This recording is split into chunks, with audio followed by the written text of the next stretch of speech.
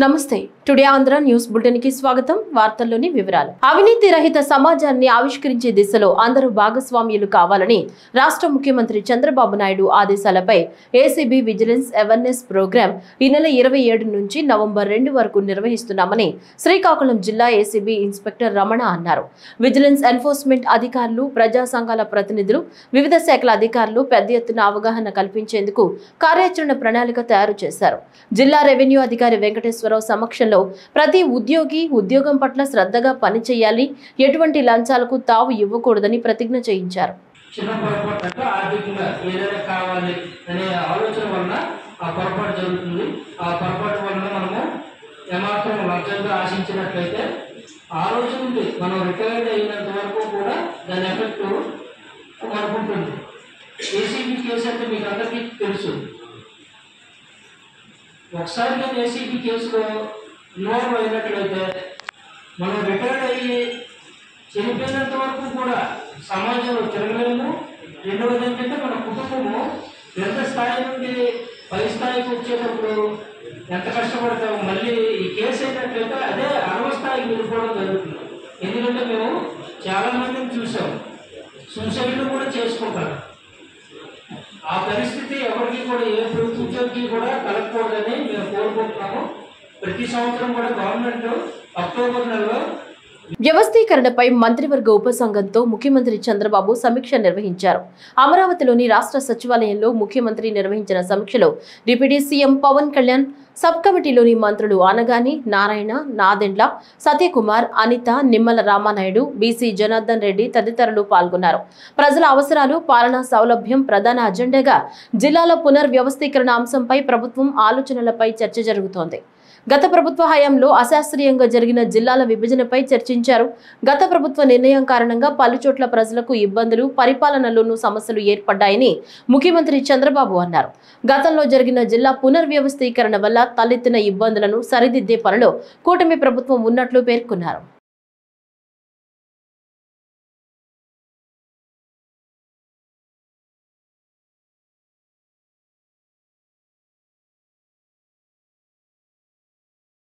మోంతా తుఫాను నేపథ్యంలో ప్రజల భద్రతకు భరోసా కల్పిస్తూ ఎక్కడా ఎలాంటి ప్రాణ ఆస్తి నష్టం జరగకుండా గ్రామ స్థాయి నుంచి జిల్లా స్థాయి వరకు పూర్తి అప్రమత్తంగా ఉండేందుకు అన్ని శాఖల అధికారులను సమన్వయం చేసుకుంటూ పటిష్టమైన బందోబస్తు ఏర్పాటు చేశారు.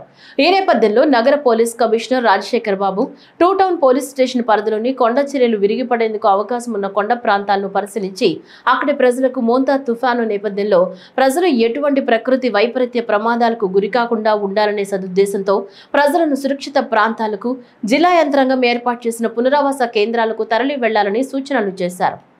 ఈ సైక్లోన్ సందర్భంగా జిల్లా యంత్రాంగం, అదేవిధంగా పోలీస్ శాఖ అన్ని రకాల చర్యలు తీసుకుంటా ఉంది. ముఖ్యంగా ఎన్టీఆర్ పోలీస్ కమిషనరేట్కి వచ్చేటప్పటికి మనకు మేజర్ ఇష్యూ ఈ కొండ చర్యలు దిగువన ఉన్న ప్రాంతాల్లో ఉన్న ప్రజల్ని ఎవాక్యువేట్ చేయడం అనేది ఒక పెద్ద ఛాలెంజ్. మనకు ఒక 150-200 హౌసెస్ వరకు అలాగా కొండ చర్యలు దిగువన కొన్ని హౌసెస్ ఉన్నాయి. లాస్ట్ టైం మార్చి వరంలో కూడా ఒక 5-6 మెంబర్స్ చనిపోవడం మనకు అందరికీ తెలిసిందే. సో కాబట్టి ప్రజల్ని అప్రమత్తం చేస్తున్నాము. ఆ కొండ చర్యల కింద ఉన్న హౌసెస్లో ఉన్న వాళ్ళందరినీ కూడా ఇమ్మీడియట్గా ఎవాక్యువేట్ చేయమని, ఇది రిలేటివ్స్ ఇంటికైనా వెళ్ళండి, లేదంటే రీహాబిలిటేషన్ సెంటర్స్ దాదాపు 156 రీహాబిలిటేషన్ సెంటర్స్ ఉన్నాయి. రీహాబిలిటేషన్ సెంటర్స్కి వెళ్ళమని చెప్పేసి మనము రిక్వెస్ట్ చేస్తున్నాము. మండల్ టీము, అదేవిధంగా విఎంసీ కావచ్చు, తర్వాత ఎంఆర్ఓ కావచ్చు, ఎస్హెచ్ఓ కావచ్చు, ఇదంతా కలిసిపోయి చెప్తున్నారు. కొందరు సహకరిస్తున్నారు, కొందరు సహకరించట్లేదు. సో కొంత మధ్యాహ్నం దాకా చూసి ఇంక వర్షం కూడా స్టార్ట్ అవుతుంది కాబట్టి అటువంటి వాళ్ళని ఎవాక్యువేట్ చేయడం జరుగుతుంది. అదేవిధంగా పోలీస్ శాఖ అన్ని లాజిస్టిక్స్ కూడా మనం అక్వైర్ చేసుకోవడం జరిగింది. ముఖ్యంగా బెల్లర్స్లో మనకు రికార్డెడ్ వాయిస్ పెట్టడం జరిగింది. అదేవిధంగా డ్రాగన్ లైట్స్, ఆస్కా లైట్స్, తర్వాత పోలీస్ కమ్యూనికేషన్ కూడా బలోపేతం చేయడం జరిగింది. మనకి 42 డ్రోన్స్ ఉన్నాయి. డ్రోన్స్ కూడా ముఖ్యంగా మనకు ఒక జిల్లాలో ఒక 75 ప్లేసెస్లో వాగులు వంకలు ప్రవహించే అవకాశం ఉన్నందువలన ఆ వాగులు వంకల వాటి డ్రోన్ పిక్చర్స్ ద్వారా సునిశ్చితంగా పరిశీలిస్తున్నాం. అదేవిధంగా ప్రతి 605 కమిషనర్ మన సెక్రటేరియట్స్ ఉన్నాయి, సచివాలయాలు ఉన్నాయి. ఈ సచివాలయాలను కూడా ఎలాగా ఆ సచివాలయం ఎలా కమ్యూనికేట్ చేయాలి, ఒకవేళ మనకు సెల్ ఫోన్ వ్యవస్థ అనేది మనకు దెబ్బతింటే ఎలాగా కమ్యూనికేషన్ ఎలా చేయాలని దాని మీద కూడా వర్కౌట్ చేస్తున్నాము. భారీ వర్షాలకు తిరుపతి జిల్లా శ్రీకాళహస్తిలో రోడ్లు మొత్తం జలమయమయ్యాయి. అధికారులు అప్రమత్తంగా ఉండి లోతట్టు ప్రాంతాలను పరిశీలిస్తూ ప్రజలను అప్రమత్తం చేస్తున్నారు. ఈ సందర్భంగా శ్రీకాళహస్తి ఎంఆర్ఓ టి జనార్దన్ రాజు మాట్లాడుతూ గత వారం రోజులుగా పడుతున్న భారీ వర్షాలకు ప్రస్తుతం శ్రీకాళహస్తిలోని మండలం మరియు పట్టణ రూరల్ ప్రాంతాల్లోని లోతట్టు ప్రాంతాల్లో నీరు చేరిందని, ప్రజలను అప్రమత్తం చేస్తూ అధికారులందరూ అప్రమత్తంగా ఉన్నారని తెలియజేశారు. పట్టణంలో మరియు మండలంలో 9 పునరావాస కేంద్రాలను ఏర్పాటు చేశామని, ప్రజలను కొన్ని పునరావాస కేంద్రాలకు తరలించామని, లోతట్టు ప్రాంత ప్రజలకు ఎటువంటి సమస్యలు వచ్చినా వెంటనే ప్రభుత్వ అధికారులు స్పందించి ప్రజలను పునరావాస కేంద్రాలకు తరలించి వారికి కావాల్సిన సౌకర్యాలు ఏర్పాటు చేస్తామని తెలియజేశారు. విశాఖలోని నేషనల్ నేవల్ తుఫాను వల్ల ఈరోజు ఈవినింగ్ నుంచి రేపు ఈవినింగ్ వరకు అతి భారీ వర్షాలు పడే అవకాశం ఉన్నది.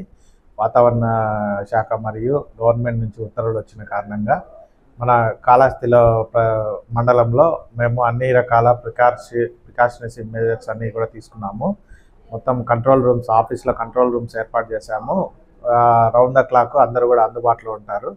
ఎటువంటి సమస్యలు వచ్చినా కూడా మేము ఇమీడియట్గా స్పందించి అన్ని శాఖలను సమన్వయం చేసుకుంటూ ఇక్కడ ఏమన్నా జరిగినా కూడా ఇమీడియట్గా అక్కడికి తక్షణం వెళ్ళి వాళ్ళ బాధితులు ఏమన్నా ఉంటే అవన్నీ కూడా వాళ్ళకి ఇబ్బంది లేకుండా అన్ని చూసుకునేదానికి అన్ని చర్యలు తీసుకున్నాము. ప్రజలందరూ కూడా అప్రమత్తంగా ఉండి ఇంట్లో నుంచి బయటికి రాకుండా, హెవీ రైన్స్ వచ్చినప్పుడు లోతట్టు ప్రాంతాల్లో కానీ ఎటువంటి ఎక్కువ వాటర్ లాగింగ్ ఉన్న చోట కానీ ఎవరు కూడా వెళ్లకుండా వాళ్ళు ఉండాల్సిందిగా కోరుతున్నాము. ప్రస్తుతము రూరల్ ఏరియాస్లో మేము ఒక 3 టెంపరీ పునరావాస కేంద్రాలకు ప్రపోజ్ చేశాము. వేదాంలో 1, కాపుగున్నేరు 1, ముల్లపూడి విలేజెస్ సంబంధించి అక్కడ ఏమన్నా ప్రీవియస్గా జరిగిన ఇన్సిడెంట్స్ బట్టి స్కూల్స్ని, ఎంపీపీ స్కూల్స్ని ఐడెంటిఫై చేశాము. వీళ్ళని ఎవరినైనా పునరావాస కేంద్రాలు తరలించాల్సి వస్తే వాటిలోకి తరలించి వాళ్ళకి అన్ని సదుపాయాలు కల్పిస్తాము పూర్తిగా వర్షాలన్నీ తగ్గిపోయే వరకు. కాజ్వేల్లో ప్రజలందరికీ కోరడం ఏమంటే, కాజ్వేల్ దగ్గర కానీ వాటర్ ఎక్కువ ఓవర్ఫ్లో వచ్చినప్పుడు ఎవరు కూడా వాటిలో దిగకుండా అప్రమత్తంగా ఉండాల్సిందిగా కోరుతున్నాము. పోలీసులు, ఎంపీడీఓ స్టాఫ్, సచివాలయ స్టాఫ్, రెవెన్యూ శాఖ స్టాఫ్ అందరూ కూడా మొత్తం అందరూ సచివాలయాల్లో ఆఫీస్లోనే ఉండి హెడ్ క్వార్టర్ మెయింటైన్ చేస్తూ అందరూ కూడా ఈ వర్షం కారణంగా ఎటువంటి ఇబ్బందులు లేకుండా అందరికీ అన్ని తగు చర్యలు తీసుకుంటున్నారు. ప్రజలందరూ కూడా అప్రమత్తంగా ఉండి వాటర్లో ఎక్కువ ఇబ్బంది లేకుండా ఉండాల్సిందిగా కోరుతున్నాము. కాళహస్తి అర్బన్ ఏరియాలో 6 స్కూల్స్ని ఐడెంటిఫై చేశారు. ఈ ఎటువంటి ఇబ్బంది ఏమన్నా ముంపు ప్రాంతాల్లో ఏదైనా వాటర్ ఎక్కువ వచ్చి ఇళ్ళల్లో ఎక్కువ వాటర్ వస్తే ఆ కేంద్రాల్లోకి వాళ్ళని తరలించి వాళ్ళకు అన్ని వసతులు కల్పిస్తారని తెలియజేయడం. విశాఖలోని naval science and technology limited ప్రహరీ వెనుక 25 అడుగుల భారీ కొండ చిలువ ఒకటి స్థానికులను భయభ్రాంతులకు గురిచేసింది. కొండ వాలు ప్రాంతమైన లక్ష్మీనగర్లో నిన్న సాయంత్రం ఆ మార్గంలో వెళుతున్న వారికి రోడ్డు దాటుతూ జనావాసాల్లోకి వచ్చే ప్రయత్నం చేస్తూ కంటపడింది. దాదాపు 25 అడుగుల పొడవు, సుమారు 70 కేజీల బరువు ఉన్న కొండ చిలువ అప్పటికే ఏదో వన్యప్రాణిని మింగేసి నెమ్మదిగా కదులుతోంది. సమీపంలోనే ఇళ్లు ఉండటం, ఆ కాలనీకి చెందిన కొందరు పిల్లలు అక్కడే ఆడుకుంటూ ఉండటంతో ఒకవేళ పిల్లలపై ఆ కొండ చిలువ పంజా విసిరి ఉంటే ఏమై ఉందోనన్న భయం ఆ గ్రామవాసులను కాసేపు వణికించింది. వెంటనే తెలిసిన వాళ్ల సహకారం పాములను పట్టే స్నేక్ క్యాచర్ కిరణ్ కు సమాచారం ఇచ్చారు. వెంటనే వచ్చి దాన్ని రెస్క్యూ చేశారు కిరణ్.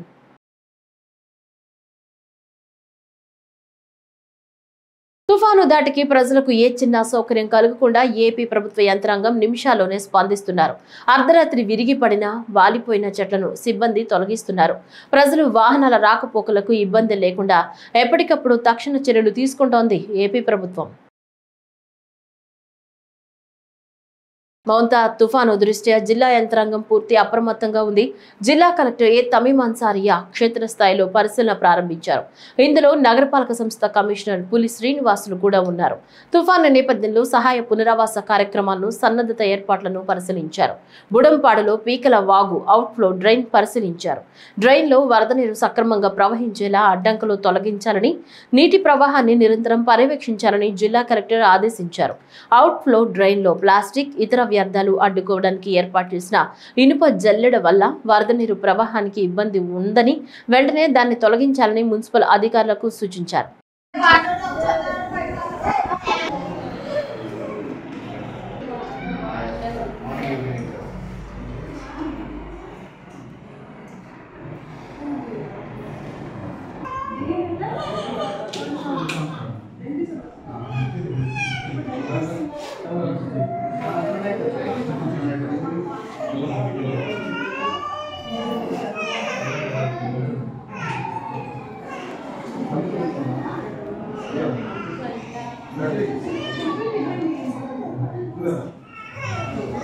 చిత్తూరులోని కట్టమంచి జీఎస్టీ కార్యాలయంలో జాయింట్ కమిషనర్ రవీంద్రనాథ్ రెడ్డి నియంత పోకడలను కొనసాగిస్తూ సబార్డినేట్లపైన దాడి చేయడం, అనుచితంగా ప్రవర్తించడం పైన కార్యాలయం ఎదుట ఉద్యోగస్తులు, అధికారులు నిరసన చేపట్టారు.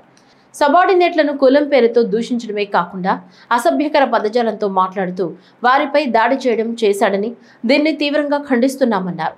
దీనికి సంబంధించి ఎస్సీ ఎస్టీ సంఘ నాయకులు, ఇతర ఉద్యోగ సంఘ నాయకులందరూ సంఘీభావాన్ని తెలియజేస్తూ పెద్ద ఎత్తున నిరసన కార్యక్రమాన్ని చేపట్టారు. ఇద్దరు అటెండర్లుగా పనిచేస్తుండి వారిని జాయింట్ కమిషనర్ అయినటువంటి రవీంద్రనాథ్ రెడ్డి గారు మానసికంగా మరి అదేవిధంగా అన్పార్లమెంట్ లాంగ్వేజ్ ఉపయోగిస్తూ గత 2 వారాలుగా వాళ్ళని ఇబ్బంది పెడుతున్నందున వారు జేఏసీ చైర్మన్గా ఏపీ ఎన్జిఓ అసోసియేషన్ దృష్టిలో తీసుకురావడం జరిగింది. వారికి న్యాయం చేసే దిశలో ఈరోజు ఇక్కడ జరుగుతున్నటువంటి ఈ అన్యాయాన్ని ఎదిరించడానికి మేము జేఏసీ పక్షాన అదేవిధంగా ఏపీ ఎన్జిఓ పక్షాన వాణిజ్య పన్నుల శాఖకు రావడం జరిగింది. ఇక్కడికి వచ్చిన తర్వాత విషయం ఏంటంటే ఆ జాయింట్ కమిషనర్ చాలా ఇబ్బందులు పెడుతూ గతంలో కూడా నెల్లూరులో పనిచేసినప్పుడు అక్కడ ఉన్నటువంటి సిబ్బందులంతా కూడా చాలా తీవ్రంగా అన్పార్లమెంటరీ లాంగ్వేజ్ ఉపయోగిస్తూ సిబ్బందినంతా కూడా మానసికంగా ఇబ్బంది పెడుతున్నందున ఈరోజు ఈ చిత్తూరు జిల్లాలో ఉన్నటువంటి జాయింట్ కమిషన్ ఆఫీస్ స్టాఫ్ అయితేమి మిగతా ఉద్యోగస్తులంతా కూడా ఈరోజు ఏకంగా ఒకటయ్యి మరి జాయింట్ కమిషన్ పైన చర్య తీసుకునే దిశలో ఈరోజు ఇక్కడ అందరూ కూడా మూకుమ్మడిగా ఈ యొక్క నిరసన తెలియజేసేదానికి ఆఫీసులో సిబ్బంది మొత్తం కూడా ఈరోజు జాయింట్ కమిషన్ యొక్క చాలా మంది కంబైన్డ్ స్టేట్లో కూడా చిత్తూరు డివిజన్ అనేది ఒక స్పెషల్గా ఉండేది. ఎందుకంటే ఇక్కడ బాగా అందరూ కష్టపడి వర్క్ చేసేవాళ్ళు. ఈవెన్ దో కంబైన్ స్టేట్లో కూడా మాకు రెవెన్యూ పరంగా స్టేట్ ఫస్ట్ వచ్చింది. ఇప్పుడు కూడా అందరూ కాంట్రిబ్యూట్ చేసి చాలామంది వర్క్ చేసేవాళ్ళు.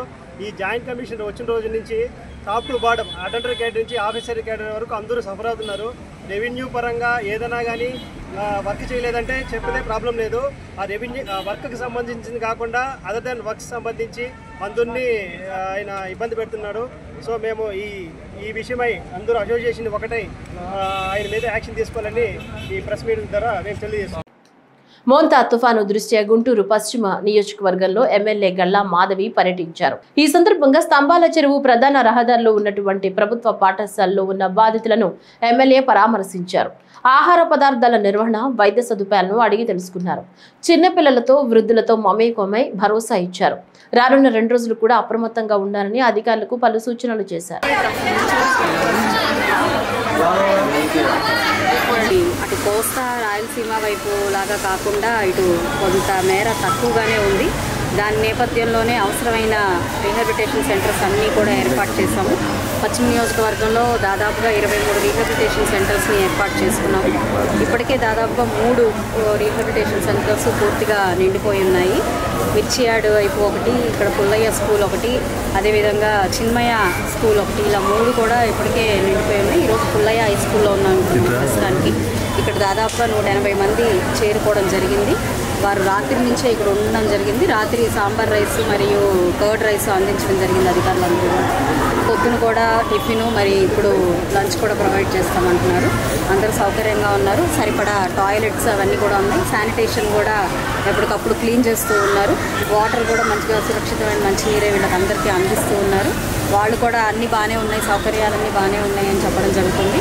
ప్రధానంగా 36వ డివిజన్ నుంచి రైలు కట్ట ప్రాంతం మీద ఉంటున్న నివాసితులందరూ కూడా ఈరోజు ఇక్కడ ఈ పునరావాస కేంద్రానికి చేరుకోవడం జరిగింది.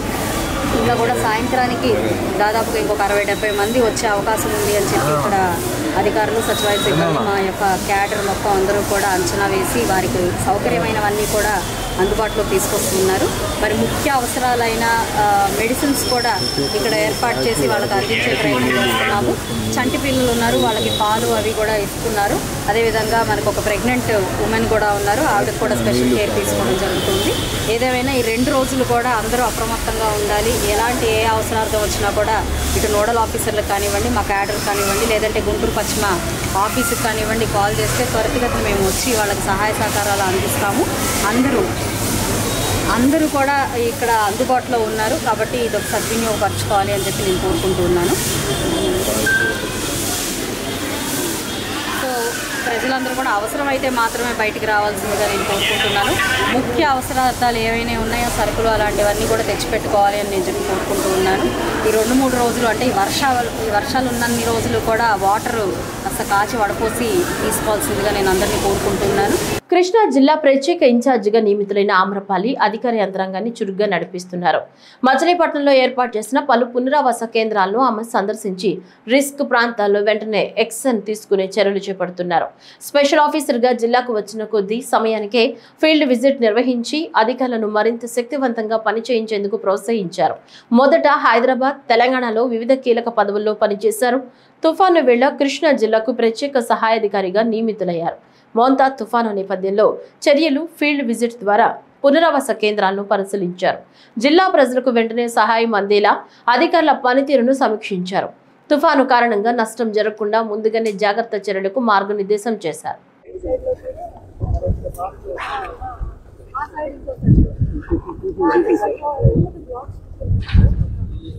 మోంతా తుఫాను దృష్ట్యా జిల్లా యంత్రాంగం 92 పునరావాస కేంద్రాలను ఇప్పటి వరకు ఏర్పాటు చేసింది.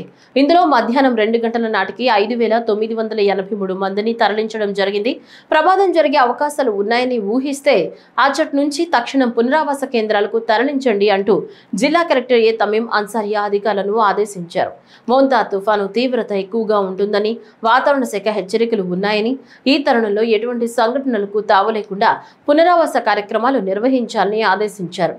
పూరి గుడిసెలు, తాత్కాలిక గూడారాలు, శిథిలావస్థలో ఉన్న భవనాల్లో ఎవరు ఉండరాదని స్పష్టం చేశారు.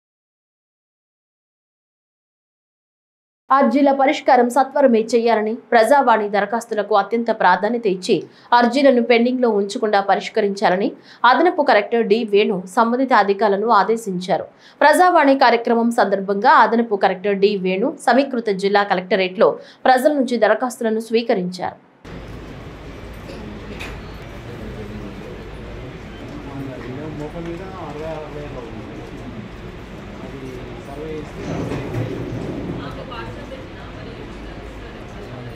కృష్ణా జిల్లా మచిలీపట్నంలోని మోంతా తుఫానుపై కలెక్టరేట్ మినీ కాన్ఫరెన్స్ హాల్లో జిల్లా ప్రత్యేక అధికారి ఆమ్రపాలి, జిల్లా collector DK Balaji, joint collector M Naveen, APSRTC chairman Konakalla నారాయణరావులతో కలిసి వివిధ శాఖల అధికారులతో మంత్రి కొల్లు సమీక్షించారు.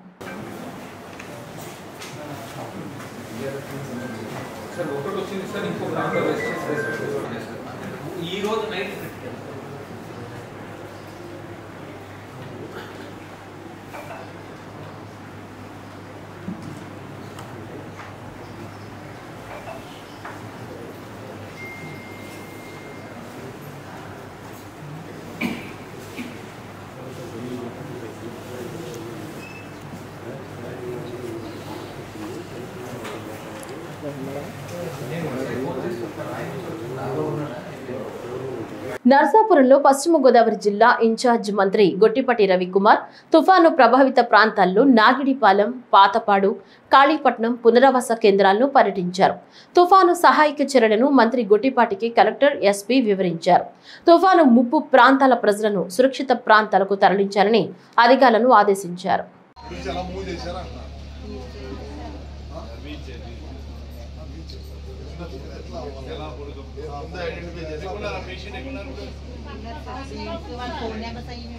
కృష్ణా జిల్లా మచిలీపట్నం మంగినపొడి బీచ్ వద్ద ఉధృతంగా అలలు ఎగిసి పడుతున్నాయి.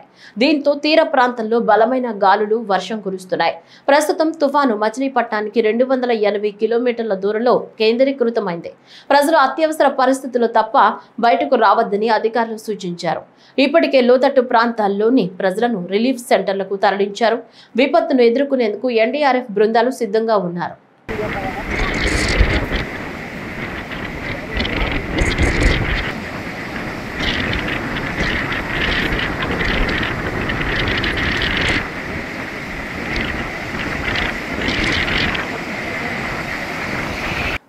జిల్లా ముంతా తుఫాను ప్రభావంతో కాకుమాను మండలంలో ఎమ్మెల్యే బూర్ల రామాంజనేయులు పర్యటించారు. అనంతరం కాకుమాను తహసీల్దార్ కార్యాలయంలో అధికారులతో సమీక్షించారు. ఈ సందర్భంగా మాట్లాడుతూ వరి, పత్తి పైరులపై అధికారులతో ఎమ్మెల్యే మాట్లాడారు. అనంతరం పునరావాస కేంద్రాలను కూడా సందర్శించారు.